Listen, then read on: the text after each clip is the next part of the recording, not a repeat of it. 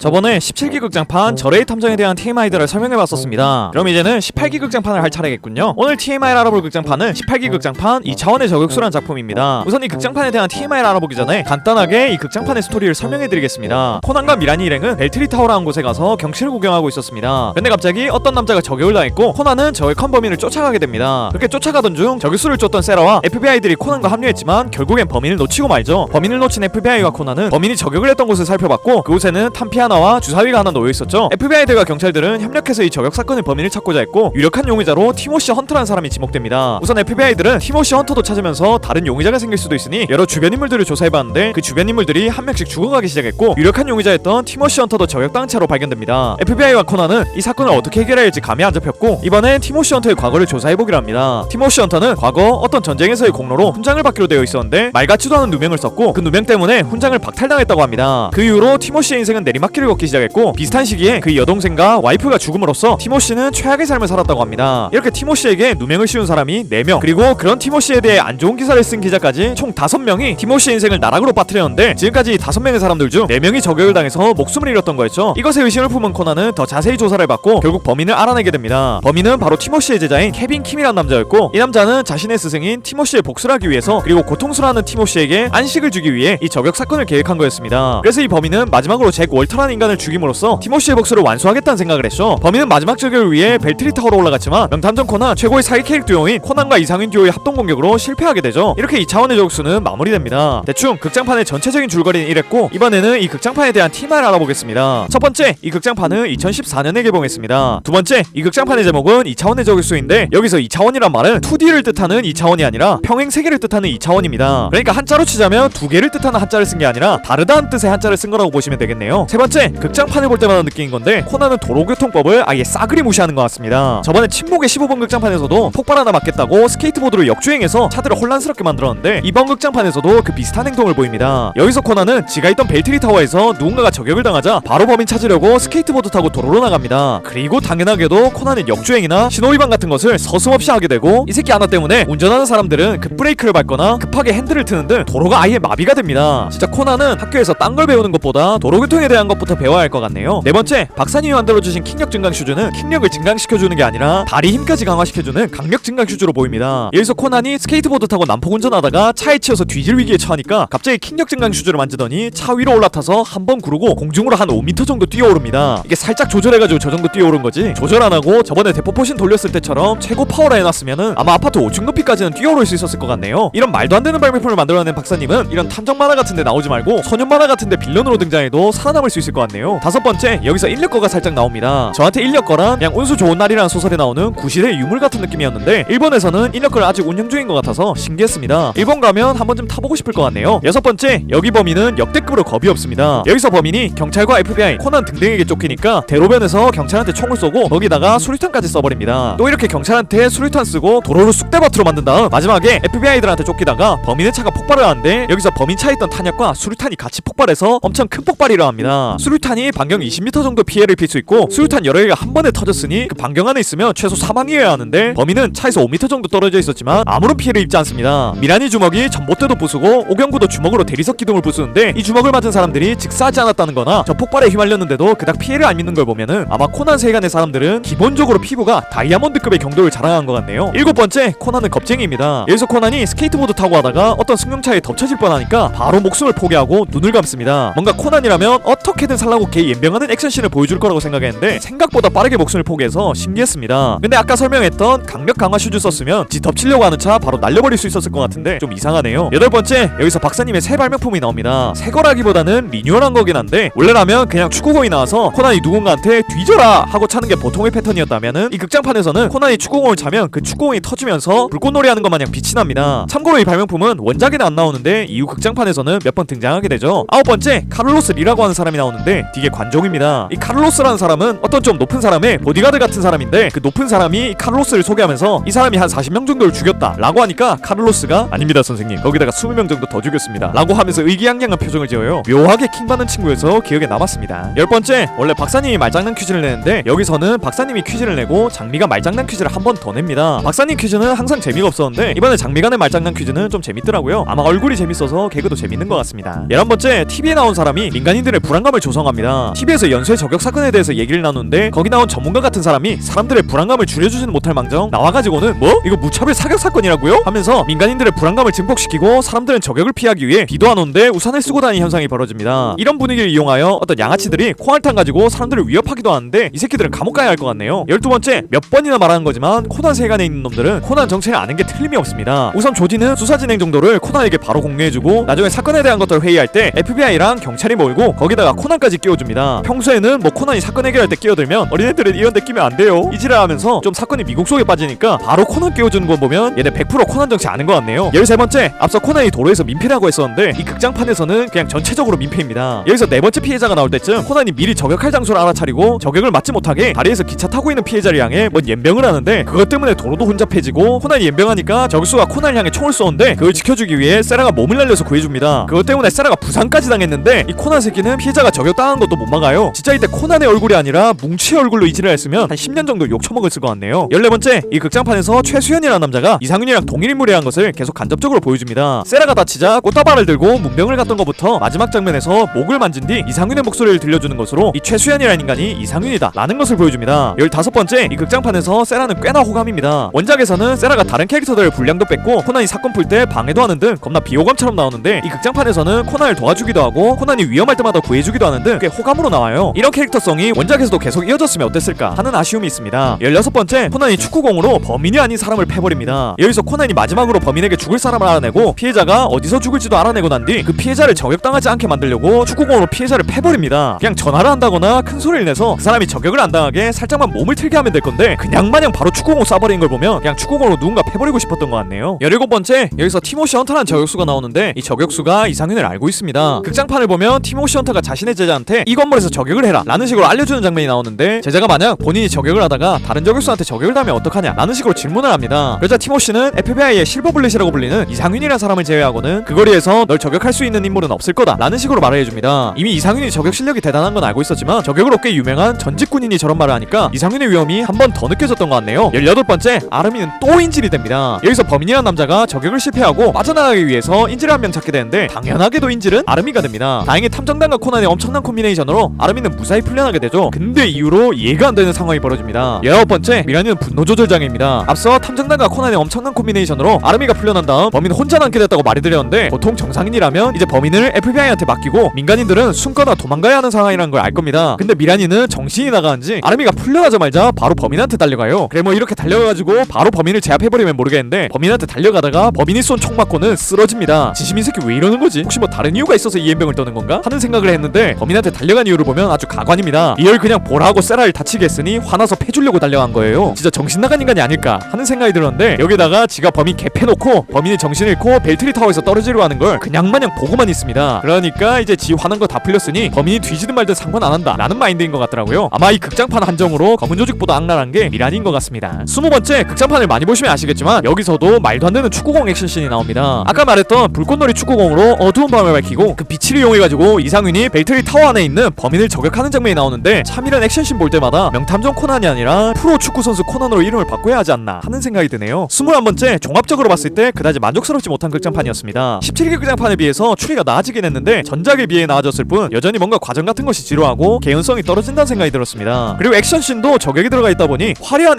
액션씬이라기보다는 잔잔한 것이 계속돼서 액션씬도 그닥이란 생각이 들더라고요. 그래도 개인적으로 16기 극장판이나 17기 극장판보다는 재밌게 봤습니다. 걔네 보고 이걸 보니 선녀인 것 같다는 생각이 들어서 이거 잘 만든 극장판이 아닐까 라는 생각까지 했었던 것 같네요. 아무튼 이렇게 21가지 정도가 18기 극장판 2차원의 저격수에 대한 TMI인 것 같습니다. 오늘 이렇게 2차원의 저격수에 대한 TMI들을 알아봤습니다. 늘 말하지만 저희 코난 극장판에 대한 기준은 베이커가의 망령에 맞춰져 있기 때문에 모든 극장판들이 불만족스럽다는 생각이 드네요. 여러분들은 2차원의 저격수라는 극장판을 어떻게 보셨습니까? 다들 댓글로 2차원의 저격수라는 극장판에 감상평을 남겨주시면 좋을 것 같네요. 댓글 남겨달라는 거니까 좀 달아주십시오. 아무튼 이런 영상 좋아해주셔서 너무 고맙고 전 더 재밌는 영상으로 돌아오겠습니다. 그럼 다음 시간에 만나요.